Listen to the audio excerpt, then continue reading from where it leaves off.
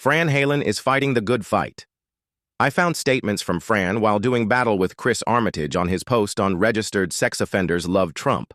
Chris's The Existential Republic is a running joke. If you like this content, please like, comment, and subscribe to support the channel. I have to say, Fran Halen, your reply struck me as a great confirmation of what I've believed for years. Fran, you nailed it when you told Democrats to put feelings above reason. Time and again, I've seen that whenever a liberal is confronted with hard facts, the first reaction isn't reflection or debate. It's emotion. They become angry, offended, or tearful because their worldview is based on feelings rather than what's actually true. That's why Democrats' policies almost always collapse in practice. They pass laws to make people feel good in the moment, without considering the potential consequences 5 or 10 years down the road. They preach compassion, but their version often creates more dependency, crime, and division. I see it every time I interact with a Democrat. Logic bounces right off. Present data about crime, immigration, or debt, and instead of engaging, they accuse you of being cruel or hateful. It's never about truth. It's about how they felt when they heard it. And that's precisely what Fran Halen put their finger on. The worst part is how Chris, socialists, progressives, and Democrats exploit this weakness. They manipulate voters with emotional appeals, fear of Republicans, pity for illegal aliens, outrage at imagined injustices. It's not leadership, it's manipulation. This reply didn't just confirm my belief. It showed that one respected conservative voice in America sees the same pattern I've been watching play out for years. Then came Black Raven LOL. What a joke. Black Raven's response only proves Fran Halen's point. Fran's reply clearly explained how Democrats elevate feelings over reason, yet instead of engaging the argument, Black Raven doubled down with the same emotional outburst. He didn't address a single fact. He didn't counter one line of reasoning. All he did was hurl insults. Psychopath, pathetic, because that's all the woke mind virus allows. This is precisely what I see from liberals every time. When confronted with truth, they attack the person instead of the idea. Rather than learning, they default to name-calling. Rather than answering the claim, they clutch their feelings and scream, "No empathy." But empathy without reason is destructive. It's how we end up with open borders, criminals let loose in cities, and trillions in debt, all in the name of feeling good. Fran Halen didn't reject empathy. He rejected emotional manipulation. There's a big difference. Conservatives believe in compassion paired with responsibility, order, and truth. Liberals like Black Raven confuse enabling with caring. They think weakness is kindness. They think ignoring reality is a virtue.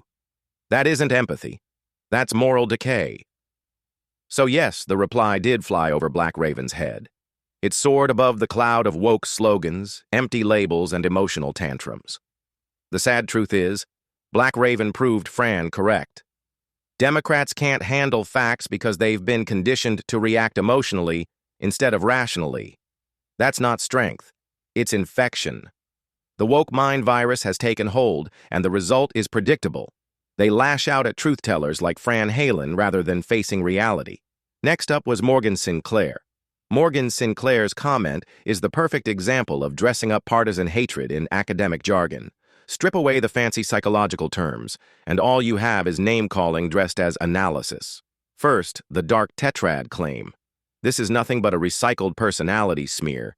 Instead of presenting evidence of Trump's policies, leadership, or constitutional actions, Sinclair tries to psychoanalyze a man they've never examined in person. That's textbook pseudoscience, projecting psychological labels to delegitimize political opponents. By their logic, anyone they dislike can be called a dark tetrad figure. That's not science, it's slander. Second, the Hitler-Mao-Stalin comparison is a logical fallacy known as reductio ad Hitlerum, the lazy tactic of lumping Trump with genocidal tyrants to score emotional points. Trump never built gulags, never ran death camps, never murdered millions of citizens. Comparing him to Stalin or Pol Pot isn't analysis, it's hysteria. Third, the so-called 14 elements of fascism Sinclair waves around like scripture is cherry-picked ideology. Terms like male body worship or organic roles aren't objective measurements. They're activist buzzwords designed to paint conservatism as fascism. In fact, Sinclair undermines their own argument. If Trump supposedly reduced women to organic roles, then how do you explain the record number of women in leadership and business positions under his administration's booming economy? Facts contradict the smear. Fourth, notice the rhetorical trick.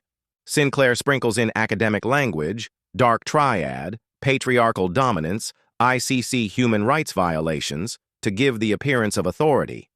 But it's smoke and mirrors. None of these terms is being applied in a neutral scientific way.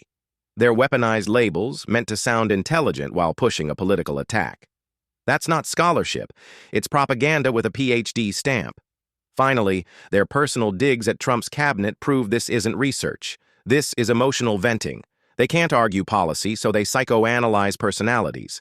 They can't debate results, so they invent pathologies. This is precisely what Fran Halen was pointing out.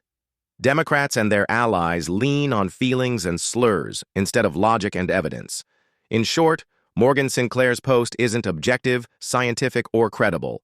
It's political theater dressed in clinical jargon, and it falls apart under the weight of its own contradictions. Thanks for stopping by.